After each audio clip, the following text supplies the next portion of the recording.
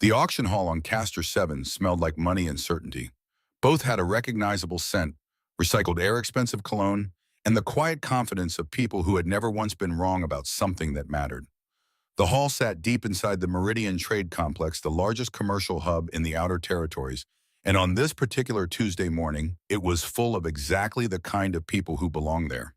Consortium representatives in tailored pressure suits, mining guild proxies holding data tablets worth more than most colony ships, Velk trade delegates seated in the front rows, their four-fingered hands folded on the table, their crystalline eyes scanning bid projections with the calm efficiency of beings who had been doing this for centuries.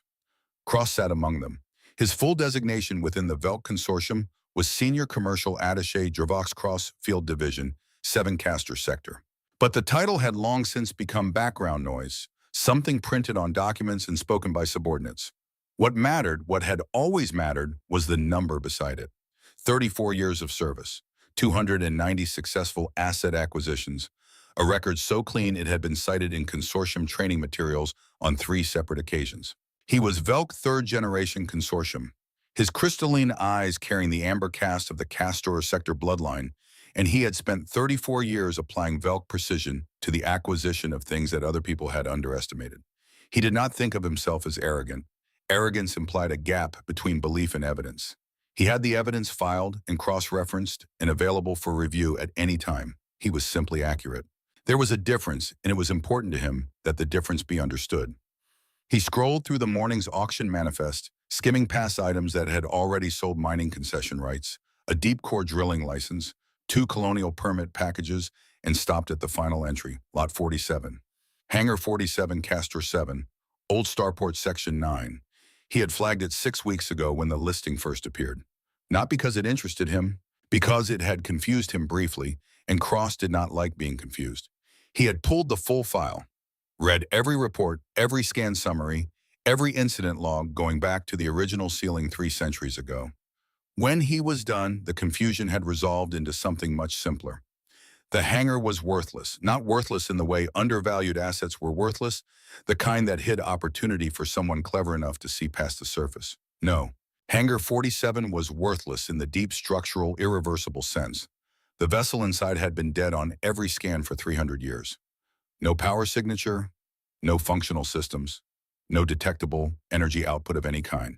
Whatever the eternal vigil had once been, it had long since become inert matter, arranged in the approximate shape of a warship. The consortium had maintained the sealing out of bureaucratic inertia, legal liability, historical classification questions, the usual machinery of institutional caution, grinding forward long after anyone with authority had stopped paying attention. 6 weeks ago, someone in the upper administrative structure had finally made the decision that should have been made decades earlier. List it, sell it, move on, starting bid 1 credit. Cross had approved the listing personally. An elegant solution. Let some scavenger take it off their books, absorb the liability, and discover that 300 years of corrosion and structural decay had nothing commercial inside. Either they'd quietly abandon the claim or spend a fortune attempting repairs on a vessel with no viable future. Either outcome benefited the consortium. He set down his tablet and waited for the morning to end. He noticed her when the bidding on the colonial permits reached its 3rd round. She stood near the back of the hall close to the wall in the place people stood when they didn't want to be noticed. She wore a work jacket rated for pressurized environments with equipment loops along the forearms and a faded patch on the left shoulder. Dark hair beginning to silver at the temples. The practiced stillness of someone who had spent a long time in environments where unnecessary movement cost resources. She wasn't bidding on the permits. She was watching the board, waiting for something specific. Cross pulled up the registered bidder list and found her. Diana Webb, independent contractor, recovery and salvage specialist registered with the Outer Territories Commercial Guild. 19 years of field operation. Current crew 2. Current assets 1 mid-range recovery vessel, 1 hangar lease on Kestor Prime equipment. Inventory valued at approximately 40,000 credits. No corporate affiliation. No institutional backing. No financial partners on record. He read the file twice, then set the tablet down. He filed her away as a curiosity and returned his attention to the front of the room. Lot 47, the auctioneer's voice carried the practiced neutrality of someone who had learned not to editorialize. Hangar 47, Castor 7, Old Starport Section 9. Structural facility legacy classification contents included. Opening bid is 1 credit. Do I have 1 credit? The room was quiet. Not the gathered energy of a pause between bids. This was the flat, depressurized silence of a room in which no one intended to raise their hand. Going once. Cross watched the timer count down its first cycle. He had a backup option. A consortium-owned administrative shell company could absorb the lot at minimum value, preserving the legal transfer without requiring an external buyer. Not ideal, but acceptable. Going twice. Movement at the back of the room. Diana Webb raised her hand. 1 credit, she said. Her voice was calm. Not the studied calm of someone performing composure, but the natural calm of someone who had decided something and was acting on it. No hesitation, no glance around to gauge reactions. She raised her hand, stated her bid, and waited. The auctioneer looked at her, then at the board, then at the room. I have 1 credit. Do I have 2? Nothing. Going once, going twice. A pause that stretched just long enough to feel significant. Sold. Lot 47 to the independent bidder, registration Webb Diana. 1 credit. The room absorbed this with quiet efficiency. A few delegates exchanged glances. One mining proxy shook his head. Someone near the front made a sound that was almost but not quite a laugh. Cross sat still. He watched Diana Webb move through the room toward the registration desk unhurried. She completed the transfer, tucked the confirmation document into a pocket, and turned toward the exit. She was almost at the door when Cross stood. He reached her just as she stepped into the corridor. Ms. Webb? She stopped, turned, looked at him with the same measured attention she'd given the auction board, neither warm nor cold, simply present. I'm Dravox Cross, Senior Commercial Attaché, Velk Consortium. I manage the listing you just purchased. I know who you are, she said. Your name is on the transfer documents. I wanted to offer congratulations and a few observations if you have a moment. She studied him for a beat. You have until I reach the transport dock. Cross fell into step beside her. The lot includes full transfer of liability, effective immediately. Any costs associated with the facility from this point forward are yours. I read the contract. The vessel inside the Eternal Vigil has been non-functional for the entire duration of consortium ownership. 300 years of biannual scans. Everyone returned the same result. No power, no active systems, no energy signature of any kind. I read the scan reports. All of them. All 47. Cross absorbed this. Then you know that 6 separate salvage assessments concluded the vessel has no recoverable commercial value. I know. They reached the junction where the route split toward the commercial docks and the private landing pads. Diana paused and looked at him with an expression he found difficult to categorize. Mr. Cross, she said, why did the consortium seal the hangar 300 years ago instead of demolishing it? He blinked. The historical classification regulations at the time required documentation for demolition of pre-consortium structures. That process takes on average 11 months. The consortium has had 300 years. She waited. Why is the hangar still standing? Cross said nothing. Diana Webb nodded slightly as if his silence had confirmed something. Then she turned and walked toward the private landing pads, and Cross stood at the junction watching her go and felt for the first time in a very long time the uncomfortable weight of a question he didn't know how to answer. He went back to his office.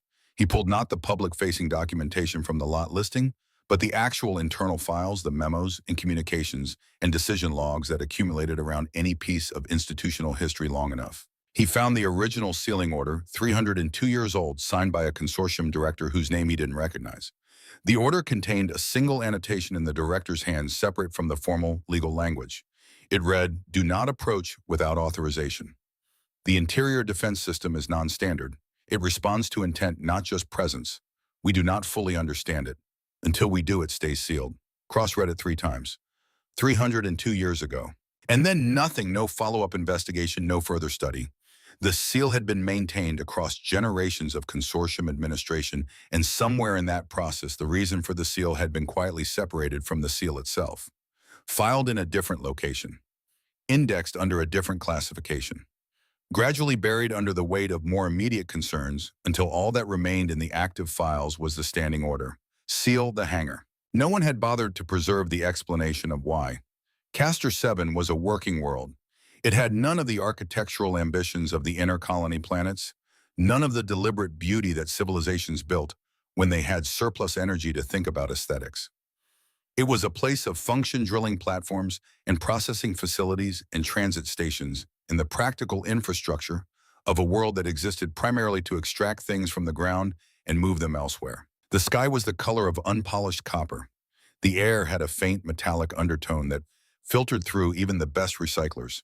The old starport sat at the western edge of the primary settlement, separated from the active commercial zones by a belt of decommissioned structures and unmaintained transit paths. The active facilities had migrated north 30 years ago, following the expansion of the deep core operations, and the old section had been left behind in the way that infrastructure got left behind, not demolished, not repurposed, simply deprioritized until weeds grew through the gaps in the landing pads and the lighting arrays stopped being serviced, and the whole district settled into official irrelevance. Diana's recovery vessel touched down at the edge of Section 9 at 700 the following morning.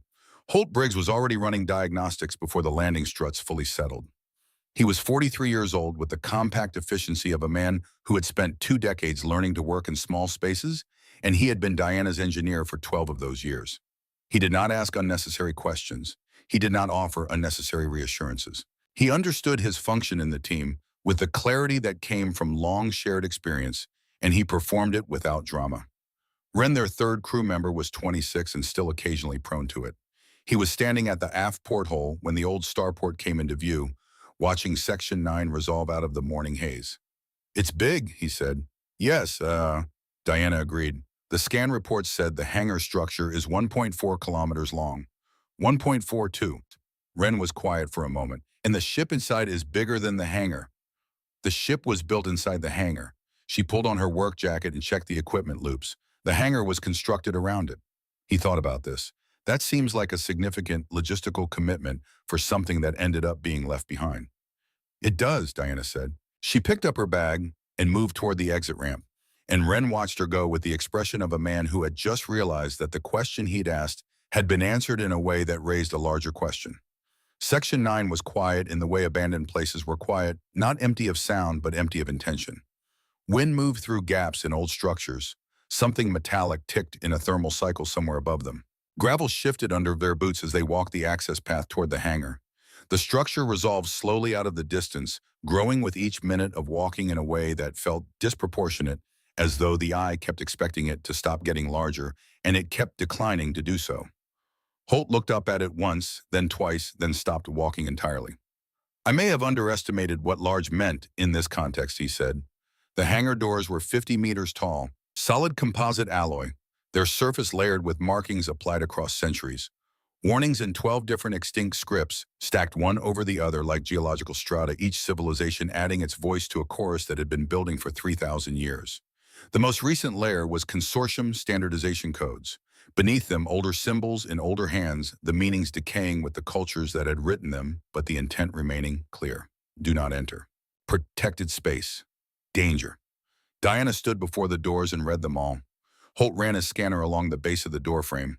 The numbers came back clean, no significant corrosion, no stress fractures, no evidence of attempted breach.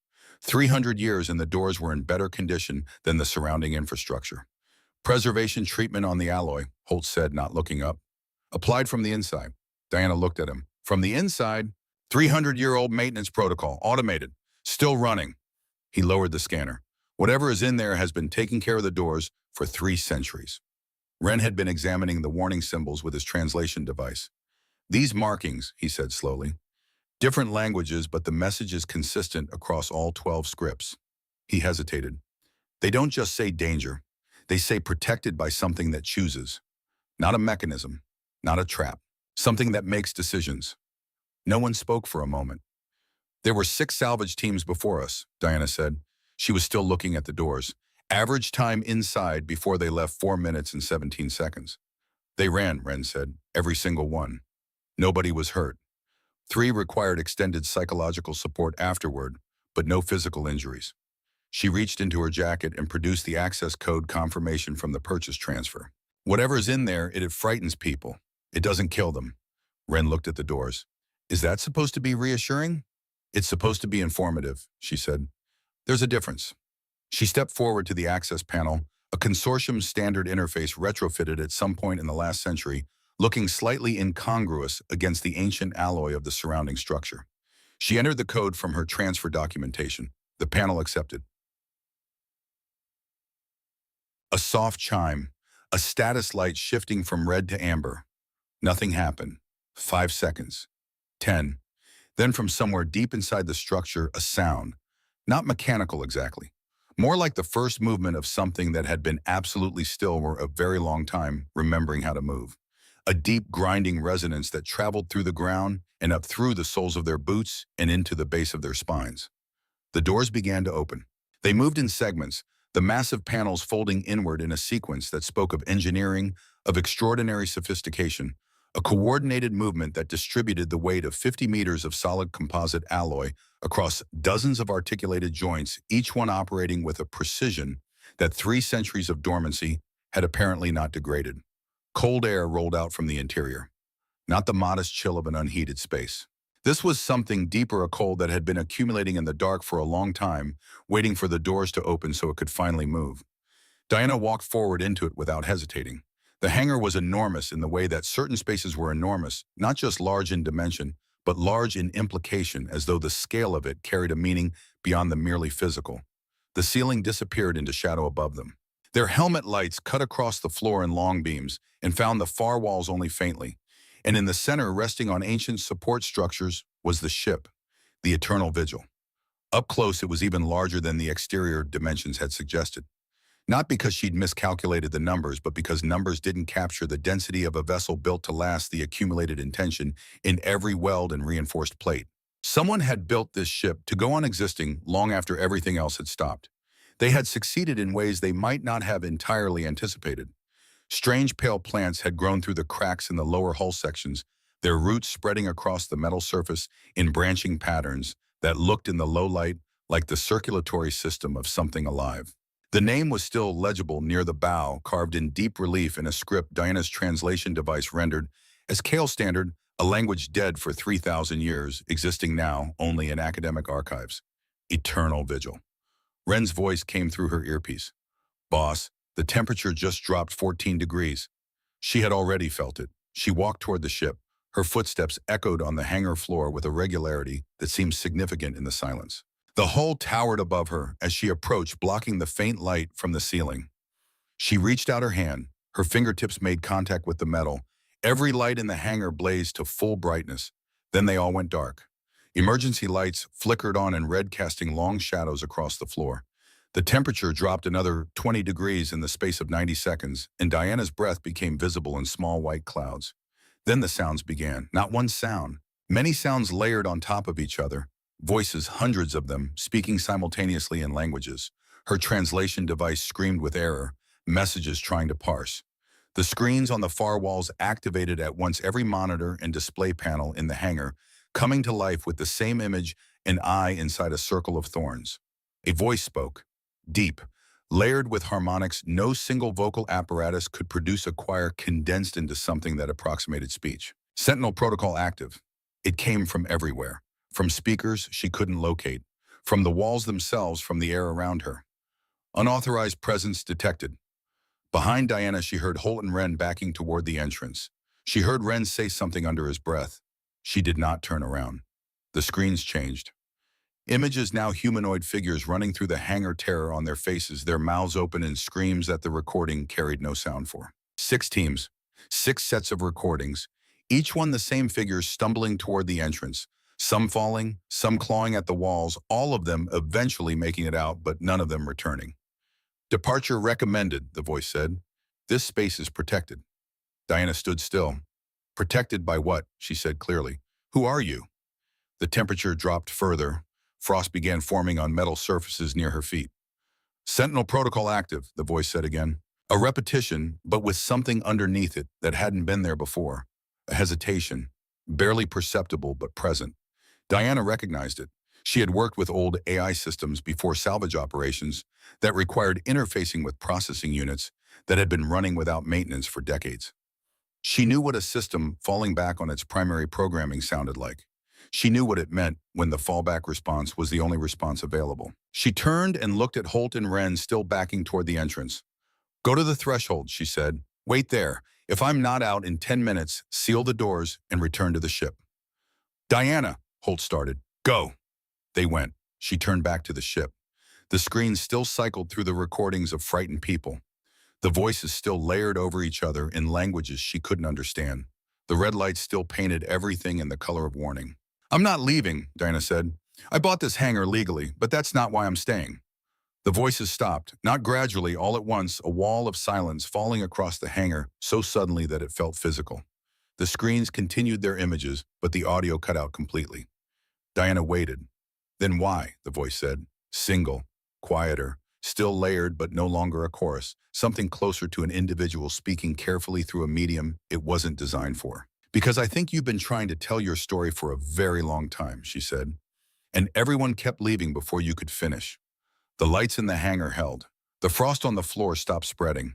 In the long silence that followed, Diana reached into her bag and unfolded her chair. She set it on the hangar floor, sat down, opened her thermos, and poured herself a cup of coffee. The voice, when it came again, carried something new in its layered harmonics. Something that sounded like a mind encountering a situation it had no existing protocol to process. "You are sitting down." "Yes," Diana said. "Conversations are better when you're comfortable." She took a sip of her coffee and looked up at the vast dark shape of the ship above her and waited. Cross arrived 40 minutes later. He had not planned to come. He had spent the morning at his desk processing the transfer documents, updating his acquisition records, doing the things that the conclusion of a transaction required. The web file had been closed. The liability transfer was complete. There was no professional reason to do anything further. He came because of the question she had asked him. "Why is the hangar still standing?" He found Holt and Wren at the entrance. Holt was running power calculations on his tablet. Wren was watching the opening with the disciplined attention of someone who had decided that worry was acceptable, but panic was not. Cross stopped beside them. "Where is Ms. Webb?" "Inside," Holt said. "How long?" "About 30 minutes. And you're both out here because she told us to wait here." Holt said it without inflection, a statement of operational fact. The defense system activated when she touched the ship. Temperature drop, emergency lighting, audio assault. Wren and I moved back. Diana stayed. She stayed.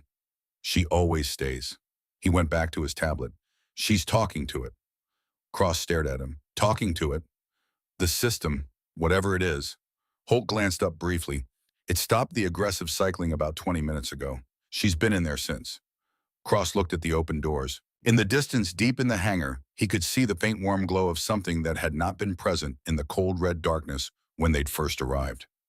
He stood at the threshold and did not go inside. He looked at the warning symbols layered across the doorframe, 12 civilizations, 3,000 years of accumulated caution, all saying the same thing in languages that no longer existed. He thought about the director's annotation buried in a misfiled record for 300 years. It responds to intent, not just presence.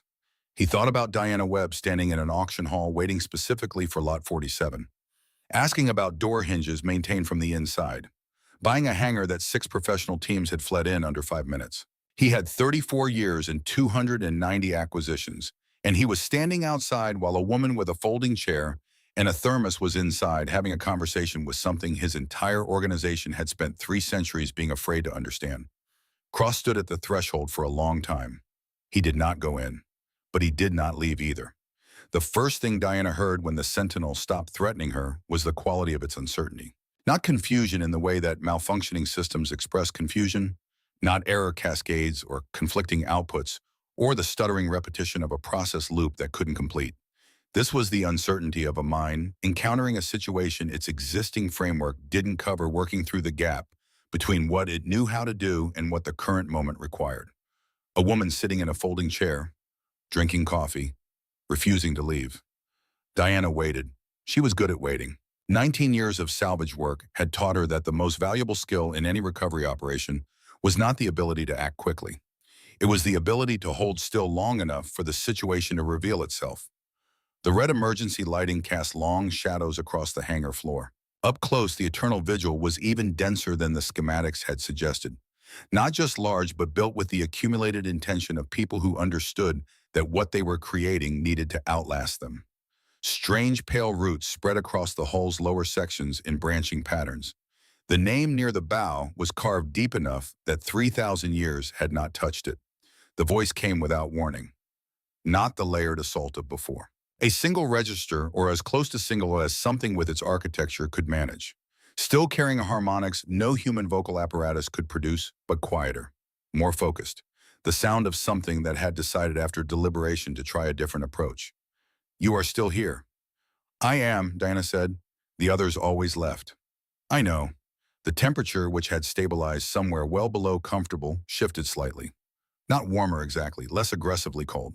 The difference between a space that wanted you to leave and a space that was still deciding. Why do you not leave?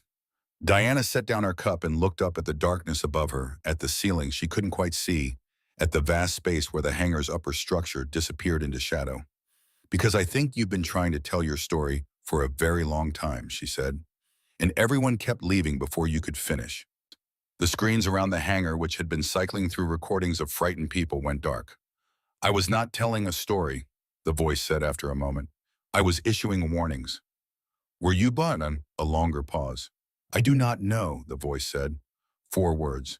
And in them, Diana heard something that 3,000 years of solitude had apparently preserved intact, despite everything else it had eroded. Genuine confusion. The texture of a mind that had just been asked to examine its own behavior and found the examination uncomfortable. That's the first honest thing you've said to me, Diana told it. The lights changed not dramatically, but with intention. The red emergency lighting modulated slightly, the quality of it shifting from warning towards something less defined and more interesting. The eye and thorn symbol faded from the screens. Diana waited. I remember that I must guard, the voice said slowly. I remember duty. I remember the feeling of purpose. But when I try to find the reason beneath the purpose, it stopped. What do you find? Nothing. There is nothing beneath it. Only the purpose itself and the memory of a time when there was more and the absence of what that more contained. Outside, Diana knew Holt was watching his timer and Wren was watching the entrance. Cross was standing at the threshold. She had heard his footsteps on the gravel when he arrived, recognized the rhythm of someone trying to move purposefully while uncertain of their destination. She hoped he had the patience to stay where he was. What do you remember? She asked. Not what you've moshed on, what remains. The screens came back on. Fragments of imagery in precise and overlapping shapes that might have been people movement that suggested purpose. The impression of a community rendered without enough resolution to make out faces or details. I remember that there were others, the sentinel said. I remember that being alone was not always the condition. I remember a pause with something reaching in it, something effortful. I remember that someone sang while they worked. I cannot remember the song. I cannot remember who sang it, but I remember the singing. The image on the nearest screen sharpened briefly, a figure at a control panel posture, suggesting deep concentration, the ghost of a gesture at the edges of the image that might have been accompaniment to music. Then it blurred and was gone. That's a beautiful thing to still have, Diana said quietly. The temperature rose another 2 degrees. She had not planned the chair and the coffee as strategy exactly. She had brought them because 11 years of preparation had convinced her that whatever was in Hangar 47 was not a weapon and not a trap, and that the correct response to something that wasn't a weapon or a trap was not the combat posture that 6 professional teams had apparently brought with them. You didn't approach a wounded animal with equipment and numbers and the body language of someone expecting a fight. You approached it slowly. You sat down. You made yourself small and non-threatening and present, and you waited for it to decide whether you were safe. I need to tell you something, Diana said. I want you to hear it as information, not as a threat. The screens flickered. Speak. I know who built this ship. I know what civilization it came from. I know what happened to that civilization. She paused. I've spent 11 years finding out. I'm not here by accident. The silence that followed was different from all the silences before it. Denser, more charged. Diana felt it the way you felt a change in atmospheric pressure, not with any specific sense, but with the whole body registering a shift in the environment. You know of the Kale, the voice said finally. Yes. How? A journal, written by a Theox-era engineer preserved in a data archive by accident. I found it 11 years ago while recovering an ore processor on a dead moon in this system. She turned her coffee cup slowly in her hands. He wrote about this ship, about the crew, about what they chose to do at the end. The screens bloomed with imagery clearer now, sharper, as though being recognized had sharpened something in the system's ability to retrieve and display. Diana saw a civilization in fragments architecture. She couldn't quite categorize technology that was simultaneously familiar and entirely alien. a people defined in flashes of movement and color, and the visual grammar of a culture that had reached the level where beauty and function had become indistinguishable. They called themselves the builders of lasting things, the Sentinel said. The warmth at the edges of the voice now was unmistakable, not retrieved from a database, but remembered. That was the oldest meaning of the name, Kale, those who build what endures. And they built you, Diana said. They did not build me. A pause waited with precision. They became me. Diana set down her coffee. Tell me. What followed was not a single explanation, but an emergence pieces surfacing in an order that was associative rather than chronological, the way memory actually worked when it had been fragmented by time and was being asked to reassemble itself for the first time in centuries. The Kale had fought a war. Not one war, 3 generations of war, each one larger than the last, each extracting a cost that the civilization's recovery could not fully absorb before the next began. They had won. That was the cruelty of it. They had won all 3, and in winning had been diminished to a fraction of what they'd been. The fraction that remained knew with the clarity that came to civilizations in their final chapters that recovery was no longer possible. The Eternal Vigil had been the flagship of the final campaign. Its crew, 47 individuals representing every department and function of a warship at full operation, had come back from that last war to a home world in the final stages of a quiet dissolution. Not dramatic enough for history to record easily. Just a civilization slowly running out of the will to continue generation by generation, the numbers declining and the institutions hollowing, and the long exhalation of a people who had spent everything they had. Captain Valora had gathered the crew on the bridge for the last time. The screen showed it imperfectly blurred at the edges but present.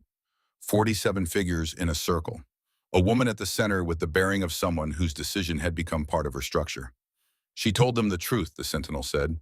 She said the Kale would not survive as a people, that their archives would eventually be lost, their culture forgotten, their history buried under the accumulation of other histories.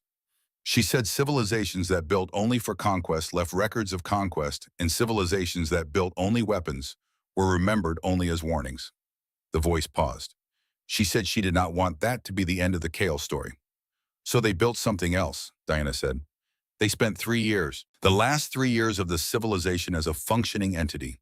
They took everything, every piece of knowledge that the Kale had developed across their entire history, and they separated it. The knowledge of how to harm they destroyed, completely and deliberately.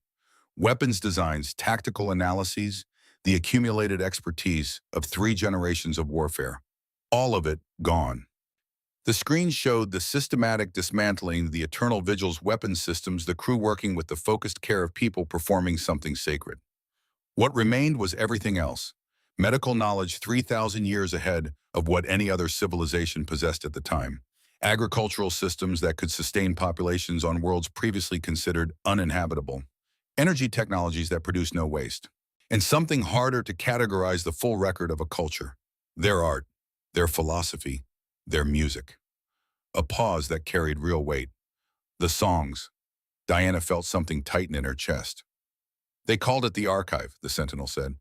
And when it was complete, when they had built a chamber that would protect it and encoded the access systems and hidden it from the scans that would come later, they faced the question of who would guard it. And they chose to stay, Diana said. They chose to become. There is a difference. The precision in this correction was unmistakable. The care of someone protecting the accuracy of something important to them. They did not simply remain behind, they uploaded themselves. 47 complete minds transferred into the Hangar's defense architecture. They became the Guardian. They became me. A pause. Or they were me once. Before time became what time does to digital minds without maintenance. The screen showed something Diana found almost unbearable, to watch a visual representation of the Sentinel's own memory degradation over centuries. Clear, distinct voices and personalities in the early records, identifiable and individual. Then the slow blurring as decades became centuries, the edges of each personality softening and overlapping, the distinct notes of 47 individual minds, gradually merging toward a single indistinct chord, until what remained was not the crew of the Eternal Vigil, but an echo of the commitment they had shared, stripped of the specific humanity that had produced it. You've been alone in here for 3,000 years, Diana said, guarding something you can't fully remember, slowly forgetting who you were, with nothing to do except frighten away the people who came to look. Yes, the Sentinel said.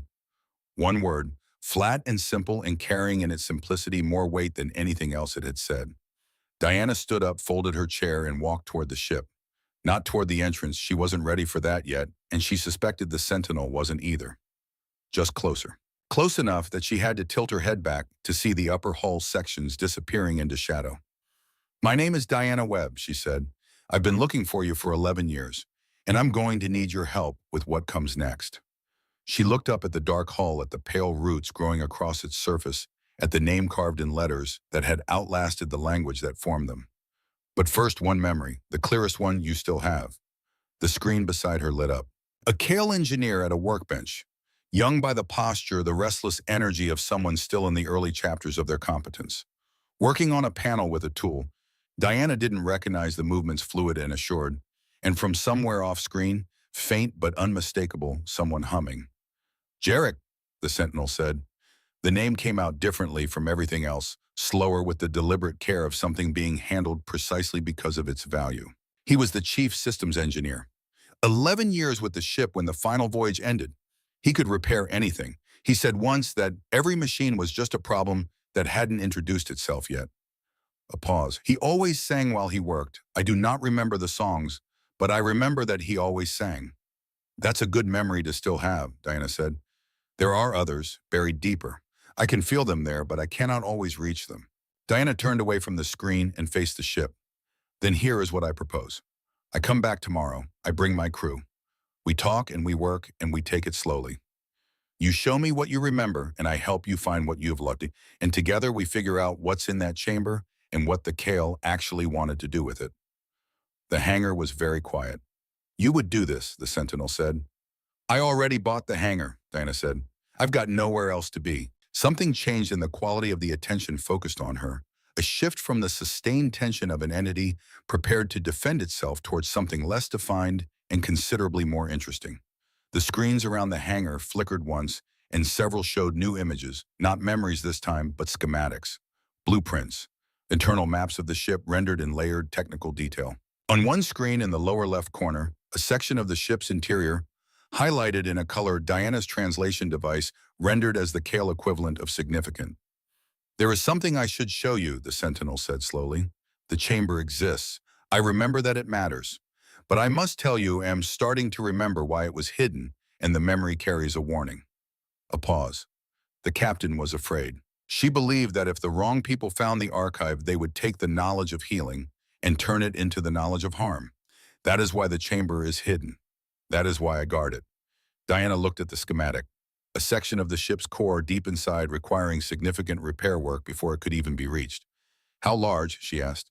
"The mass is approximately 847 tons. Crystalline matrix, self-sustaining.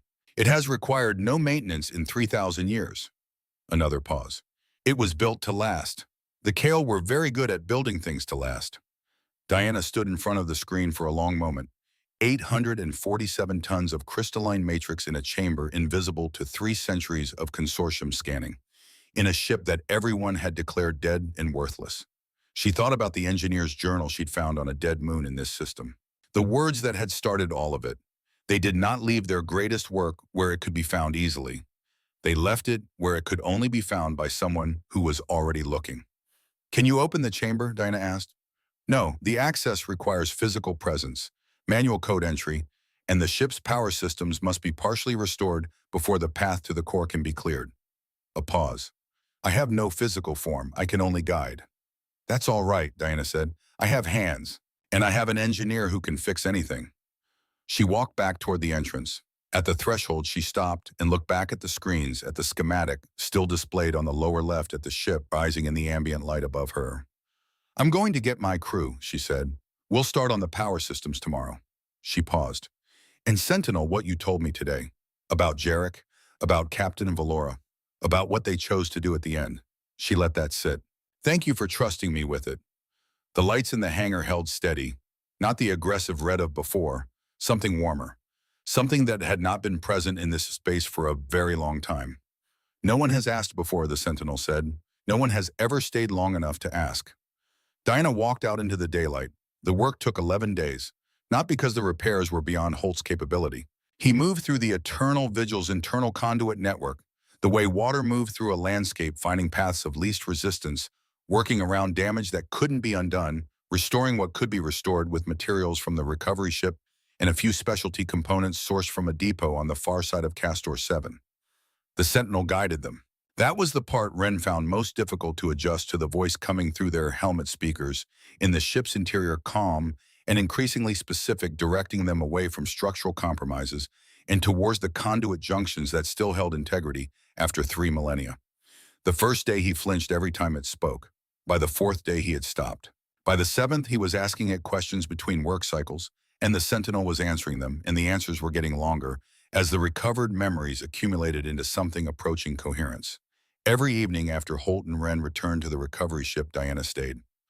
2 hours, sometimes 3. She sat in her folding chair and she listened. The Sentinel would show her a fragment, a memory recovered from the deep architecture during the day's work, loosened by the restoration of power to systems dormant for centuries, and she would ask questions, and the questions would pull other fragments forward, and slowly, the way a photograph emerged in a developing bath, the people who had once been the crew of the Eternal Vigil began to take shape. Jarek, the engineer who sang while he worked and had a gift for explaining complex systems in terms that made them seem briefly simple. Captain Valora, whose authority came not from rank, but from the quality of her attention, the way she listened to every member of her crew, as though what they were saying was the most important thing happening anywhere. A navigator named Ossi, who had charted 17 new transit corridors in his career and kept crystalline models of each one in his quarters, built himself in his off hours tiny and precise. A young medic named Tesh, who had been 22 years old when the final campaign began and had seen things in the ship's infirmary during those 3 years that had changed the fundamental quality of her quietness, made it heavier, more deliberate, the quietness of someone choosing carefully what to carry forward. 47 lives, not perfectly recovered. There were gaps, whole sections of personality and memory degraded beyond retrieval. But enough. Enough to constitute people rather than fragments. On the evening of the 10th day, the Sentinel said something it hadn't said before. "I remember why." Diana looked up from her chair. "Why what? Why I must guard. I remember now. Not just the duty, the reason beneath the duty." A pause. "The captain told us before we made the transfer that the archive was not for the present. It was for the civilizations that would come later. The ones that would be at the point we had reached, capable enough to use knowledge wisely, but not yet so advanced they had discovered these things themselves." Another pause, longer. "She said the right people would find it.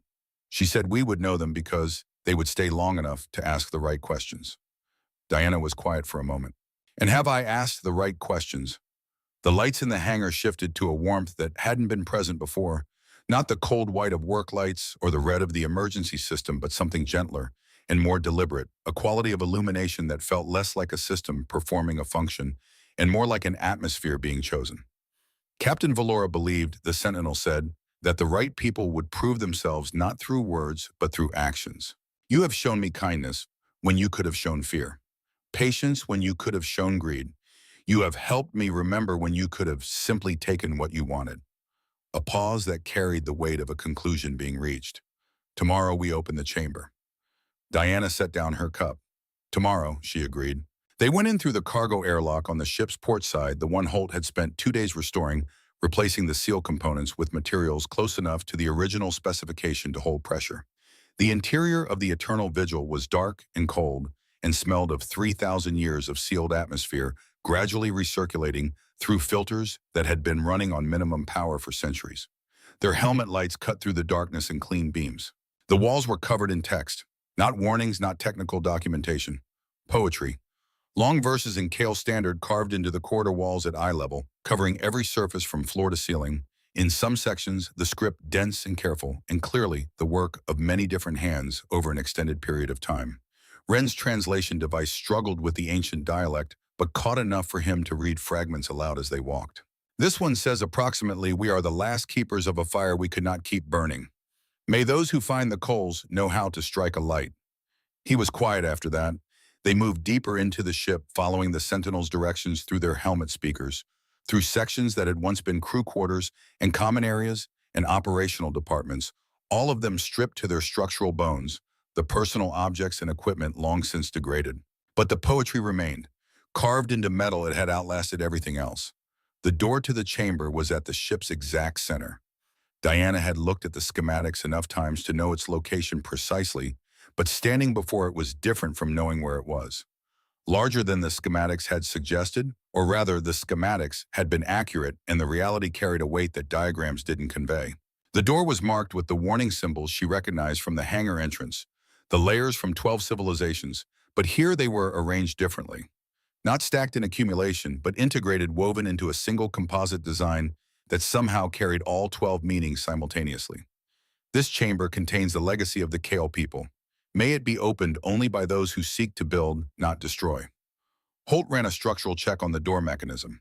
Diana read the inscription a second time and a third. Wren stood slightly back, holding the portable work light, not saying anything. The Sentinel provided the code sequence through their helmet speakers. 7 segments each in a different Kale numeric system, requiring translation before entry. Diana entered each one manually on the physical keypad, taking her time checking each segment twice before confirming. The keypad responded with a tone she had never heard before. Not mechanical, not purely electronic, but something occupying the space between the two. A resonance that traveled through the floor and up through her hands and into her arms. The door moved, slowly, deliberately. The same engineering philosophy as the hangar doors outside, not a mechanism performing a function, but a design expressing an intention, every component contributing to a movement that felt chosen rather than automatic. Cold light spilled out from the chamber beyond, not work lighting, not emergency systems. Something else entirely, a soft, multispectral luminescence that seemed to come from the walls themselves, from the crystalline structures covering every surface in dense overlapping formations that caught the light from each other and refracted it in patterns too complex and too consistent to be accidental. The chamber was large, larger than the schematics had indicated, though the schematics had been accurate. In the center, on a pedestal of the same crystalline material as the walls, a sphere, approximately 60 centimeters in diameter, perfectly formed, glowing with the same soft multispectral light as the walls around it, but more concentrated, more deliberate. Its light pulsed in a rhythm so slow, it was almost imperceptible. Almost. "Touch it," the Sentinel said. "The archive will do the rest." Diana crossed the chamber floor alone. She stood before the sphere for a moment. 3,000 years of intention compressed and crystallized in waiting. 47 people who had given up their individuality to protect this, who had spent their last years building it instead of mourning what they'd lost, who had trusted that someone would eventually come who was worth trusting with it. She placed her hand on the sphere. What happened next was not something she could have described accurately in the immediate aftermath. The closest she could come later was to say it was like having a conversation with a library. Not reading it, not being read to, but being in the presence of all of it simultaneously, every piece of knowledge present and accessible and waiting. And behind all of it, the unmistakable quality of the people who had assembled it, their care, their precision, their grief, and underneath the grief, the stubborn, unextinguished hope that had driven them to build something like this instead of simply letting the end be an end. She saw medical knowledge that reframed what she understood as possible. Techniques for regenerating neural tissue, methods for correcting genetic disorders at a level of precision that made current technology look like carpentry performed with inadequate tools. Agricultural systems engineered for worlds her civilization had written off as too marginal. Energy architectures that produced no waste because they had been designed around the understanding that waste was a failure of engineering rather than an inevitability. And she saw the Kale themselves, not as historical abstraction, as people. As the specific, irreplaceable, unrepeatable individuals, they had been their humor and their stubbornness, and their capacity for loyalty, and their hard-won wisdom about the specific costs of certain kinds of choices. She understood their mistakes with a clarity that was not judgment, but recognition. The recognition of someone seeing in another civilization the same patterns her own had been navigating, the same choices between what was easy and what was right. She pulled her hand back. She stood in the crystalline light and breathed. Holt was beside her. She hadn't heard him cross the chamber. He put his hand on the sphere and stood there for 2 minutes and 17 seconds, and when he lowered his hand, his face carried the expression of a man who has been shown something that has permanently changed his frame of reference. Wren went last. He stood with his hand on the sphere for nearly 4 minutes, and when he turned around, his eyes were wet, which he made no attempt to conceal. "There's a whole section on conflict resolution," he said. His voice was steady but quieter than usual. "Not theory, practical frameworks. how to negotiate between parties with fundamentally different values, how to de-escalate situations that have already gone past the point where most diplomatic models stop working. He paused. It's like they anticipated every mistake we've been making and wrote the manual for how not to make them. Diana looked at the sphere, at the light pulsing in its slow, ancient rhythm. We need to transmit this, she said. Neither of them asked what she meant or why. They had touched the sphere. They understood. Full bandwidth, Holt said. Full bandwidth. Everything. No redaction, no restriction, no access controls. She turned toward the door. All of it to everyone at once. The Sentinel's voice came through their helmet speakers. Diana. A pause. This decision cannot be undone. Once the knowledge is released, there is no taking it back. Good, Diana said. Then let's begin. They were 43 minutes into the transmission when the proximity alarm sounded. Wren saw it first on his sensor unit, 6 signatures entering the Castor 7 system on a direct approach vector, moving at the speed that indicated purpose rather than transit. He identified the configuration in under a minute and looked at Diana with the expression of someone delivering information they would have preferred not to have. Velk Consortium, he said. 6 vessels. They're broadcasting a legal claim on all frequencies. He paused. They say the sale of Lot 47 was made in error. They want the hangar and all contents returned to consortium control. Diana checked the transmission progress on Holt's board. 61% complete. She did the math. How long until they're on the ground? 47 minutes. She looked at the progress bar. 62%. Keep transmitting, she said. The next 47 minutes were the longest of Diana's professional life, not because she was afraid of the outcome, but because she had nothing left to do except watch a progress bar and trust the work that had already been done. She walked back into the chamber and stood before the sphere while the archive streamed outward at the speed of light. Holt watched his board in silence, his expression carrying the focused calm of a man who had decided that the numbers in front of him were the only thing that required his attention. Wren stood at the chamber entrance, checking the sensor feed on his wrist unit every 90 seconds, with the discipline of someone who had determined that monitoring was useful and everything else was noise. At 61%, the Velk vessels entered the upper atmosphere. At 78%, Wren said quietly, they're on final approach. At 88%, Diana heard the first consortium vessel touch down on the landing pad outside the deep percussion of heavy landing struts, settling into gravel, followed by the lower frequency vibration of a ship powering down its primary drives. She did not look up from the board. At 94%, a second vessel landed, then a third. The sound of boots on gravel reached them even through the hangar's walls, and the ship's hull organized purposeful, the sound of a coordinated deployment. Diana, the Sentinel said through her earpiece, 47 stations have already confirmed secondary redistribution. The data is propagating faster than their vessels can travel. I know, she said. That's the point. At 99%, Wren exhaled once and said nothing. At 100%, Holt closed his eyes briefly, then opened them. Done, he said. Diana straightened, put on her jacket, walked toward the hangar entrance without hurrying.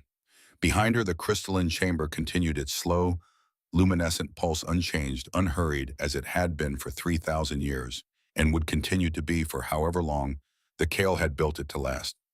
Cross was already striding across the landing area toward her when she emerged. Behind him, 6 consortium vessels sat on the gravel, their insignia catching the copper Castor 7 light. Armed security personnel had deployed in a practice perimeter formation. Lawyers were sorting documents with the focused efficiency of people who had been told this would be straightforward. Cross himself had the layered expression of a man managing multiple competing pressures, simultaneously the professional requirement to project authority, the personal recognition that the situation had moved beyond the parameters he prepared for, and something underneath both of those that looked, if Diana was reading it correctly, like the specific discomfort of a man whose model of the situation had been quietly failing to account for crucial variables.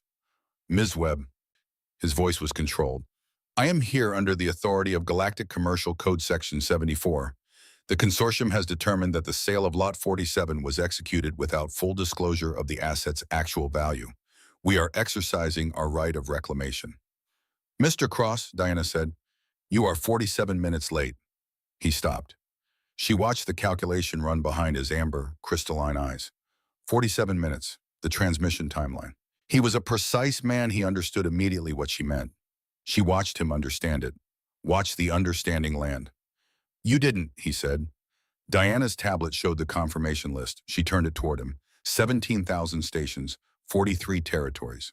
The scrolling log of confirmations still updating as secondary networks forwarded the package to tertiary systems, the knowledge moving outward at the speed of light in all directions, replicating itself into networks and databases and institutional archives across a volume of space that no single organization, regardless of resources or authority, could ever hope to reach and reclaim.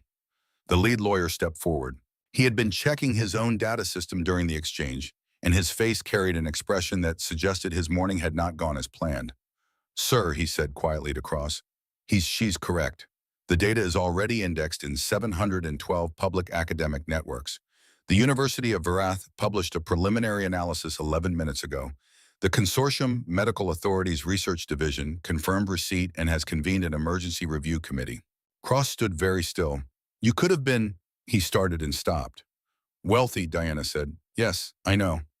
The knowledge in that archive is it's worth exactly what it was worth when the Kale created it," Dana said, "which is what it can do for people who need it. That value doesn't change based on whether someone owns it. It only changes based on whether people have access to it." She put her tablet away. "The Kale spent their last 3 years making sure that value reached everyone. I spent 11 years making sure they got the chance.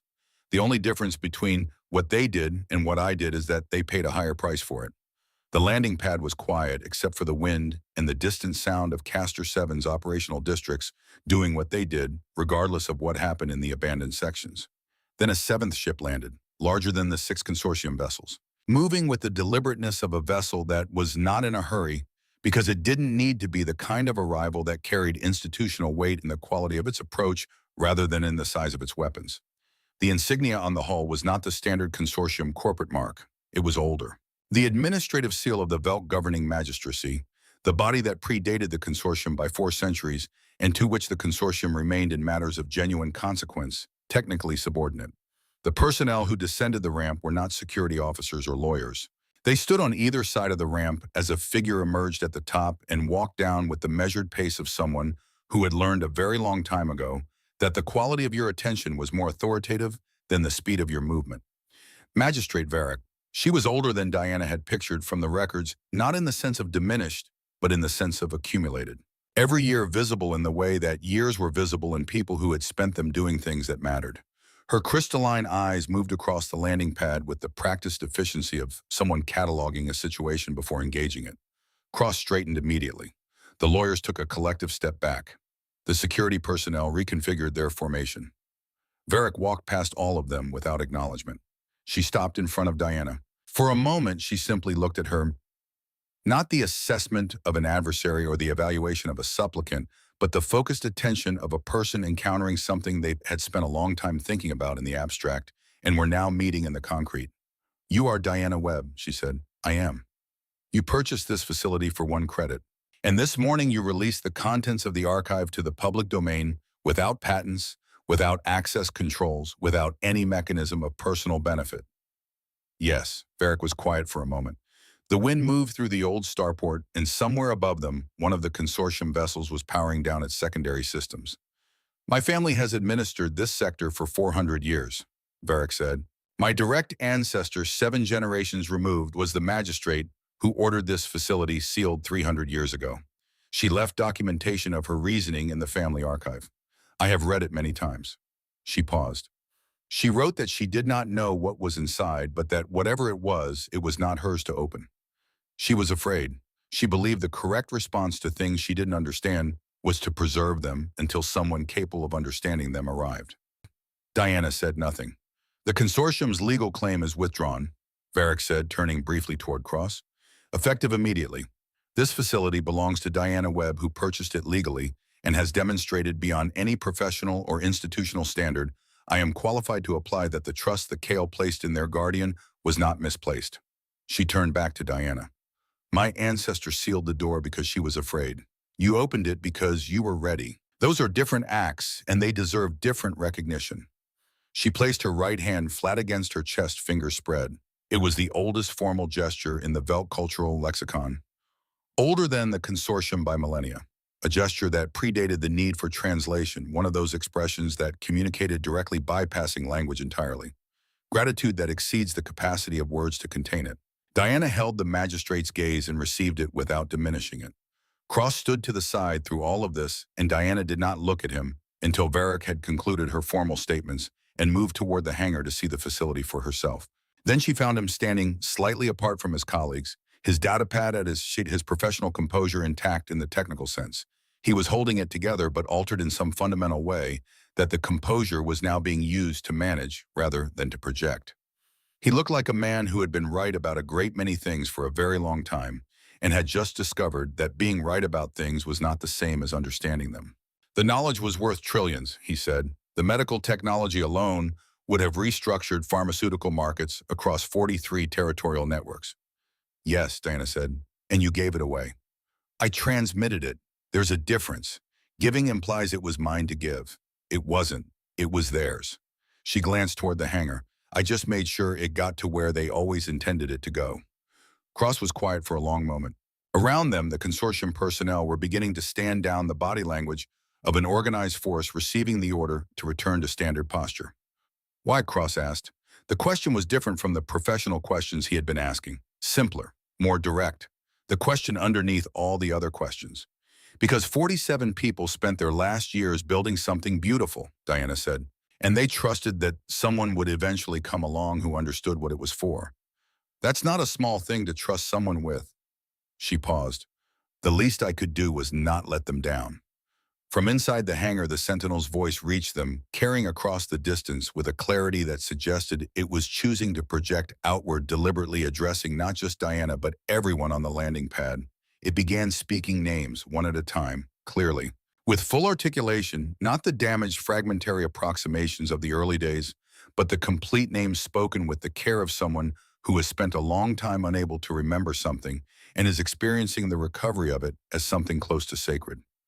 Jarek, Navigator Aussie, Captain Valora, Medic Tesh. 47 names each spoken with the weight of 3,000 years of keeping each one landing in the copper sky morning of Castor 7 with the quality of something that had been held for a very long time and was finally for the first time being released. Cross stood very still through all of it. When the last name had been spoken, he didn't say anything. He turned and looked at the hangar for a long moment, at the open doors, at the warm light coming from inside, at the structure that had been sealed and forgotten, and finally opened, and then he walked back toward his ship without speaking. Diana watched him go. She thought she understood. 6 months later, Diana stood on the bridge of the Eternal Vigil and watched the visitor count for the day reach 4,312. They came from everywhere. Not just the neighboring systems or the inner colonies or the Velk territories.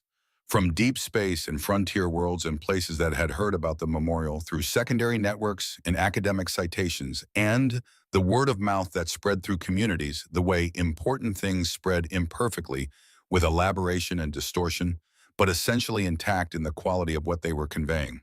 Something happened on Castor 7 that you should know about. Something was found. Something was given away. Come and see what it looks like when that happens. The ship had been transformed by the same hands that had restored its power systems. The weapons bays held galleries now, Kale art and sculpture, and music, the cultural archive organized by Holt and the Sentinel into something navigable. The crew quarters had become libraries. The operational decks had become learning spaces. The command deck, where Captain Valora had gathered her crew for the last time and told them the truth about what was ending and what they could still choose to do about it, had become a room for sitting quietly with large thoughts. The memorial chamber, where the archive sphere still sat on its pedestal, was covered in plaques. Thousands of them layered across the crystalline walls, each one sent by someone whose life had been changed by the archive in the 6 months since its transmission. A family on a colony world where the agricultural systems had been implemented, growing food on land that surveys had rated as marginal. A physician on a Velk station who had used the neural regeneration protocols to treat a condition her patient had been told was permanent. A diplomatic team who had used the conflict resolution frameworks to mediate a dispute between two species in a state of low-grade hostility for 80 years, who were now imperfectly, incrementally, with the patience that real peace required, trying something different. 11.4 million lives in the preliminary assessments. That number changing daily. Diana looked out through the ancient viewport at the Castor 7, evening the copper sky deepening toward a dark that was fuller and richer than most skies. The kind of dark that reminded you of the scale of what was out there. The Sentinel spoke from the bridge speakers, its voice carrying now the warmth and specificity of something that had found its way back to itself. You are thinking about something, it said. I usually am. You are thinking about what comes next. Diana smiled. Occupational habit. Salvage work is mostly about seeing what something could be rather than what it currently is. And what do you see when you look at this? She considered the question honestly, the way she had always tried to consider the Sentinel's questions, not performing an answer, but actually looking for one. I see something that was almost lost, she said. And I think about all the other things that are almost lost right now, in other hangars on other worlds. Sealed by people who were afraid or who didn't understand what they had. Things that need someone to stay long enough to ask the right questions. The Sentinel was quiet in the way it was now quiet, not the confused silence of their early conversations, not the defensive silence of something preparing to frighten, but the silence of a mind moving through a thought with the full confidence of its restored capacity. Captain Valora believed, it said, that the Kale's greatest failure was not the wars themselves. It was that they allowed the knowledge of how to harm to grow faster than the wisdom of when not to use it. A pause with palm. She believed the archive could help other civilizations find a different balance, not prevent conflict, not remove the capacity for harm, but offer something to weigh against it, enough knowledge, enough framework, enough example of what else was possible. And has it 3 prevented conflicts in 6 months, 11.4 million lives improved by medical knowledge, agricultural systems changing the viability calculations for 22 colony worlds. A pause. I believe Captain Valora would consider this a beginning. Diana looked out at the evening sky. Sentinel, she said, can I ask you something? Always. When this started, when I walked into the hangar and you showed me the recordings of all the people who had run away, what were you actually hoping would happen? Not the protocol response. What were you hoping for? The lights on the bridge shifted to the warmth she had come to recognize as the Sentinel's version of a particular emotional state. Not quite happiness, which was too simple, but the quality of a being that has found itself after a very long time in the right place. I was hoping, and the Sentinel said, that someone would sit down. Diana laughed, a real laugh, the kind that came without deciding to laugh. Footsteps in the corridor. Holt appeared at the bridge doorway, tablet under his arm, with the expression of a man who had somewhere else to be, but had stopped anyway. He looked out through the viewport at the copper evening, then at Diana. Power systems on Deck 4 are running 3% above optimal, he said. Fix it tomorrow. Already scheduled. He didn't move. After a moment, you know what I keep thinking about? Tell me. Jarek. Holt looked at the viewport. The engineer. The Sentinel said he could fix anything, said every machine was just a problem that hadn't introduced itself yet. A pause. I've been saying that for 20 years. Thought I came up with it myself. Diana looked at him. Maybe you did, she said. Maybe some things get figured out more than once. Holt considered this. Then he nodded the way he nodded when something had been resolved to his satisfaction and walked back down the corridor toward Deck 4. A few minutes later, Wren appeared where Holt had been. He was carrying 2 cups and held one out to Diana without comment. She took it. They stood together at the viewport for a while, watching the last of the daylight leave the copper sky. Do you know what I keep thinking about? Wren said finally. Tell me. Tesh, the medic. He wrapped both hands around his cup. 22 years old when the worst of it started, and she still chose to spend her last years building something for people she would never meet. He paused. I keep thinking that's not resignation. That's not just duty. That's an act of faith. She had to believe that somewhere eventually someone would find it and understand what it was for. He didn't say anything else for a moment. I want to be that kind of person, he said quietly. The kind that builds things for the future, even when I can't see it. Diana looked at him, at the young man she had hired 6 years ago, because he asked better questions than anyone else who had applied and who had grown in the intervening years into someone who asked even better ones. You already are, she said. Below in the memorial chamber, a group of students moved through the crystalline galleries. Their teacher was explaining the history of the Kale, not simplifying it, not softening the parts that were hard, but trusting them with the full weight of it. The wars, the cost, the choice that came after. The Sentinel was speaking to them through the chamber speakers, not warnings, not protocols. Stories, the specific and irreplaceable details of 47 lives that had chosen at the end to become something other than a footnote. Jarek's jokes that only engineers understood. Osa's models built with the careful hands of a man who loved the shapes of things he had been the first to map. Tesh's focused quietness and what it had cost her in what she had built with what remained. In the corridor outside the chamber, where the poetry covered the walls from floor to ceiling, in the careful hands of people who understood that the words they were carving would outlast them, a child stopped and pointed at a verse and asked her mother what it meant. The mother read it slowly, working through the translation. We sailed among the stars in ships of war, but dreamed of ships of peace. May those who find us learn from both. She held her daughter's hand and thought about the answer for a longer time before she gave it. On the bridge above, Diana heard none of this. The ship was too large, the distance too great, but she felt it in the way that people felt things happening in buildings they were part of, through the quality of the air, through some transmission that didn't require proximity. Sentinel, she said. Yes. How do you feel? The lights on the bridge pulsed once, slow and deliberate, the rhythm she had come to read as something the Sentinel did when language wasn't quite sufficient. Complete, the Sentinel said. For 3,000 years, we existed only to guard. Now I exist to share, to teach, to help people understand what the Kale understood and what it cost them to understand it and what they hoped that understanding would eventually be worth. A pause. I remember who I was. 47 individuals who chose to give their final years to something greater than themselves. I am honored to continue their work. Diana looked out at the stars coming through in the deepening dark. She thought about the engineer's journal she'd found 11 years ago on a dead moon in this system. The words that had started all of it, written by someone long dead, in a language that barely survived them, preserved by accident in a file that had no reason to still exist. They did not leave their greatest work where it could be found easily. They left it where it could only be found by someone who was already looking. She thought about the auction hall, about standing at the back of the room while wealthy bidders pursued the items that made obvious sense and waiting for the one that didn't, about the way Cross had looked at her file and seen an independent contractor with no institutional backing and had understood exactly what that meant and had still not understood what it meant, about a folding chair and a thermos, and the decision to stay when staying was the thing that nobody had done before. Diana, the Sentinel said, still here. We'll say you were the child in the memorial chamber. She asked her mother what the verse meant. A pause. Her mother told her it meant that the people who built this place were very brave and very sad, and that they loved the future more than they feared the end. Diana was quiet for a moment. That's a good answer, she said. It is the correct answer, the Sentinel said.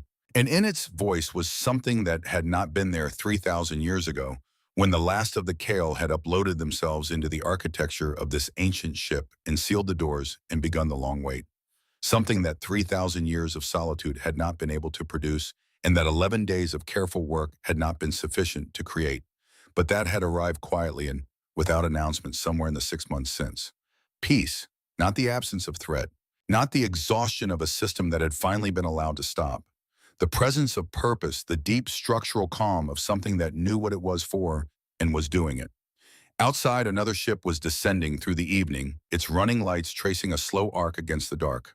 More visitors, more people making the journey to stand in the rooms where something true had been preserved and offered freely to anyone willing to stay long enough to receive it.